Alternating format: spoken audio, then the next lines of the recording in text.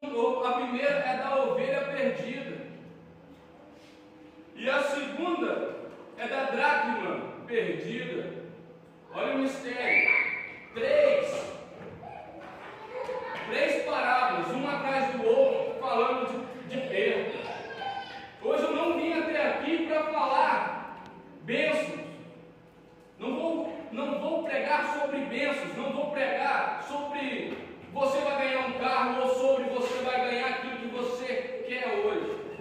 Eu não vim aqui para pregar isso para você hoje. Eu vim para pregar sobre perda. Mas assim como começou o culto, já começou a irmã falando sobre desviar. E depois, novamente, mais uma confirmação do irmão. Como eu falei na oração, não estou aqui para falar coisas minhas. Se fosse minha, eu queria falar que Jesus te ama e tudo que você quer vai vir na sua porta como ponto de mágica. Mas somos certos. Temos que falar aquilo que Jesus coloca nos nossos corações. Então, essas três parábolas quer dizer sobre perda. As duas primeiras, a primeira da ovelha perdida quer falar sobre perda do lado de fora, que foi o que a irmã aqui disse. Desviar. Então, a primeira palavra, a primeira história quer dizer sobre se perder do lado de fora. Agora a palavra, a história da dracma perdida quer dizer se perder do lado de dentro. Portanto, na história da dracma perdida, a mulher que perdeu uma dracma e ela tinha 10 dracmas. Para vocês entenderem, dracmas antigamente era um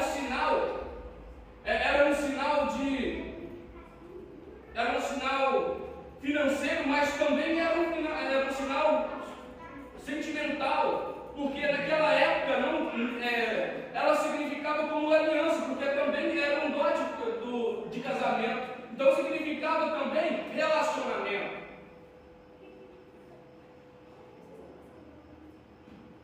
Então a dracma perdida, as 10 dracmas perdidas significava relacionamento, porque aquilo era um dote que o pai da noiva dava para ela, se caso o seu marido ficasse distante alguns dias.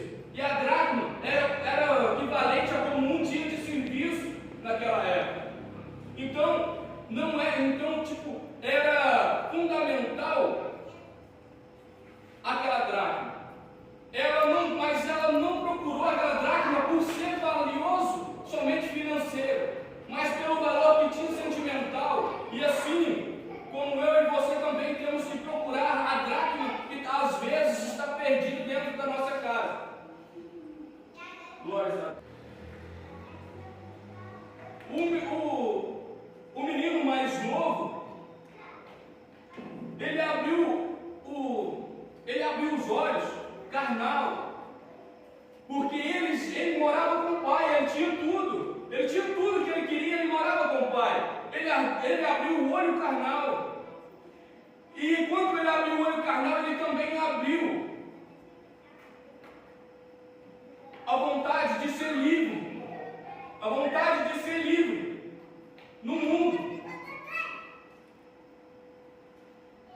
E quando ele abriu a vontade de ser livre no mundo, ele abriu a vontade de curtir a vida. Então ele começou a olhar pela janela.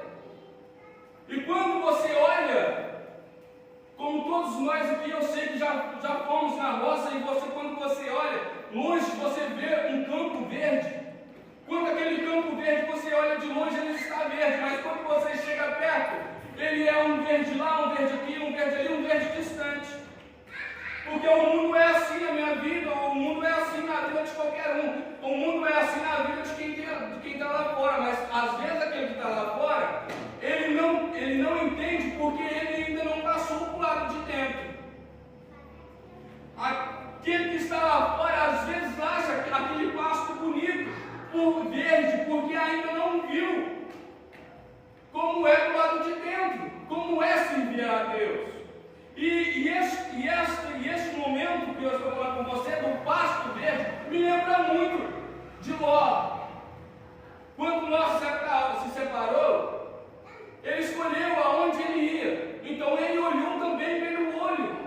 Ele olhou pelo olho da carne. Ele olhou aonde estava mais verde, aonde era melhor, onde estava mais pastagem, aonde tinha algo que podia colher rapidamente. Ele não queria buscar no Senhor. Ele não queria buscar no Senhor. Mas eu venho dar uma revelação para vocês, irmãos. Sempre, muitas das vezes, aonde que está verde, não é cheio de água. No mundo só tem aparência, porque no mundo, o mundo ele te chama da casa do Senhor para o mundo, ele te chama de tapete vermelho. Ele vai te chamar, ao invés de estender um tapete vermelho para você ir para o mundo. E lá, quando você está passando pelo tapete vermelho, você vai ter tudo. Você vai ter amigos, você vai ter diversão, você vai ter tudo aquilo que você precisa ou acha que precisa, porque na verdade acha que precisa, porque tudo que você precisa está na casa do Pai. Então, quando você estiver caminhando naquele tapete vermelho, ali você vai ver festa, você vai ver água sendo jorrada, você vai ver felicidades. Mas a felicidade que você vai ver naquele tapete, ela é passageira. A festa que você vai ver, ela somente vai durar uma noite. E quando você chegar no final daquele tapete, você vai aprender que o mundo não tem nada para você. O mundo ele não te dá nada. O mundo ele não te dá exatamente nada. E tudo que ele te deu até você chegar no final do tapete, ele vai te tomar. Assim como falou desse filho pródigo. Que como ele viu que o dinheiro acabou, quando ele caiu em si, ele pegou e foi até um cidadão daquela cidade e pediu um serviço. E naquela época, cuidar de porco era o pior serviço que tinha, porque para aquele povo daquela época, porcos era sujo, mas ele teve que passar porque ele passou por necessidades. E no mundo eu e você iremos passar por necessidades. No mundo eu e você iremos passar por dificuldades.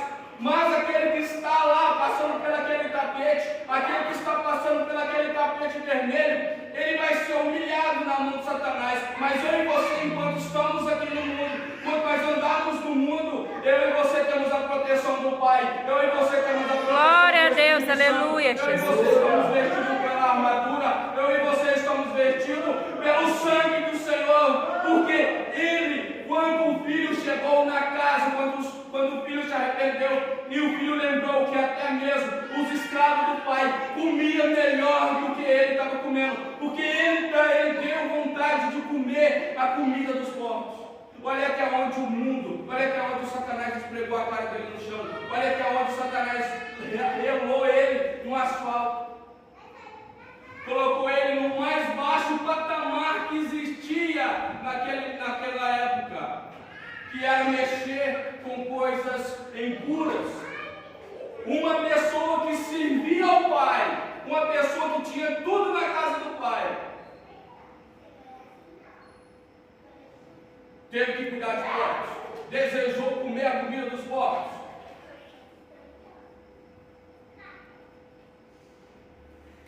Mas quando se arrependeu, que é o que Jesus quer de mim e de você, quando nós se arrependemos e vemos que o único caminho é na casa do Pai, quando nós vemos que o único caminho da salvação é na casa do Pai, o Pai vai se alegrar, porque aqui diz que quando o filho e vinha, bem longe o Pai conseguiu ver. Uma coisa que eu quero perguntar aos irmãos neste momento: dinheiro dura? Dinheiro dura? Também mesmo a riqueza dele não durou. Não sei quanto tempo, mas não durou e ele foi rico. Então nessa parábola também Jesus fala que a riqueza não é tudo neste mundo. A riqueza não vai para o céu. A riqueza também não vai te ajudar a ir para o céu, porque também tem aquela palavra, tem aquela história que é mais fácil um camelo passar por uma agulha do que um rico subir para o céu. É assim, né?